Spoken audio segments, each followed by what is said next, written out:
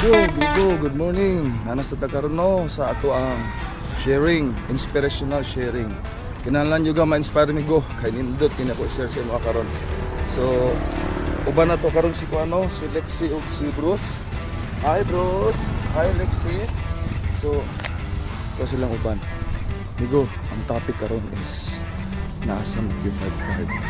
Siguro migo no na malandong ka, nagnegosyo man ka, dili ka mo lambo, o kung sa man mo na trabaho ka, dili ka ma-promote, o na kay mga ideas, attempt sa business, dili mo lambo. Isa lang ni sa ka-element ni Guno, dili gid nga kanigyot, pero isa ni sa ka-element. Pero kung imo na sa masabtan, follow na siya, magdaghan, mo connect, mo daghan siya. So yung siya nga sa Mateo 5:5, Jesus nagsulti, blessed are the meek, for they shall inherit the earth. Sama ng blessed, saya na bulahan. Okay, so bulahan daw. Saan ang meek? Ang Greek word sa meek is pravos. Pravos. Ang meaning niya is mild. Humble, mild. O synonym siya no sa kwan, sa humble o mild. So unsa man ang humble o mild? Pag humble day ka, saan ang tabo pag humble ka?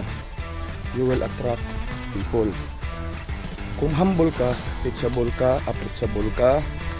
So kung humble ka, you will attract managers. You will attract connection. You will attract promotion. Ano. So kung mo attract ka, wow. Kung manager, maisipatan ka nga, oy, maayo din sa trabaho. Dayon approachable, maayo mo manage, maayo mo lead. Dayon teachable pagid siya. Wala na rason ang manager ang amigo. Nadili ka i-promote. Diba? O ihatag ka sa posisyon na nindot.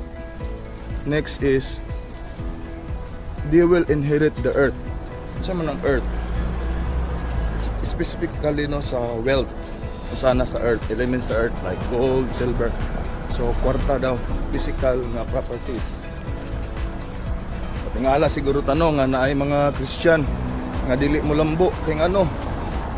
Ang problema man good sa mga bright na problema sa mga nanay na hibalan,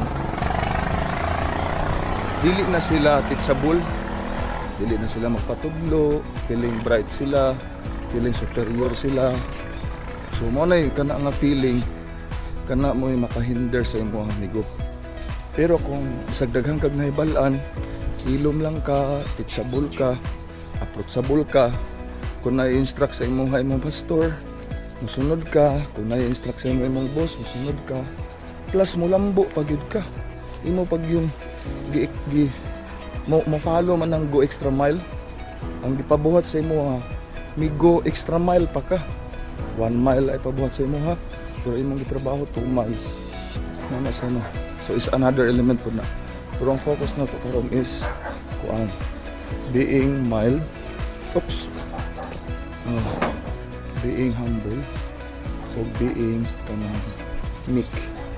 So na siya good. Muna siya ang technique. Ako mo, personal testimony na ako, probinsyano, ragod ko. Dito ko naglako sa Lanao. Pero nganong naamang ko diri karon sa Davao. Nganong nakanegosyo ka, nakaministry pagit ka. Ngano? Ito ba ang nagsuod? Tinuod yun ang pulong sa Matthew 5:5 na blessed are the meek, for they shall inherit the earth. Nakagadi ka ma-inherit.